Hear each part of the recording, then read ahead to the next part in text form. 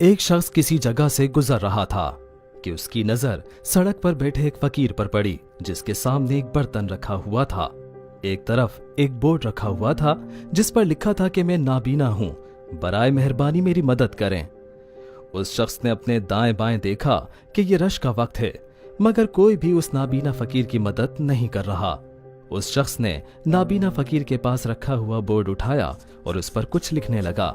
नाबीना फकीर ने महसूस किया कि कोई उसके बोर्ड पर कुछ लिख रहा है, मगर उसने कुछ ना कहा और वो शख्स बोर्ड पर लिखने के बाद बोर्ड को रखकर चला गया। कुछ ही देर में जो भी शख्स नाबीना फकीर के पास से गुजरता उसके बर्तन में पैसे डालकर जाता, जिससे नाबीना फकीर का बर्तन भर गया। कुछ देर बाद वो शख्स जिसने बोर्ड पर कुछ लिखा था वो वापस आया तो फकीर ने उसकी आहट को महसूस किया और उससे कहा कि तुमने मेरे बोर्ड पर ऐसा क्या लिखा था कि जो भी यहां से गुजरा उसने मुझे पैसे दिए। तो वह शख्स बोला, मैंने लिखा था आज का दिन कितना खूबसूरत है, आप देख सकते हैं, मैं नहीं। हमारे अल्फाज और जबान दूसरों पर मुस्बत और मनफी असर पैदा कर सकते हैं।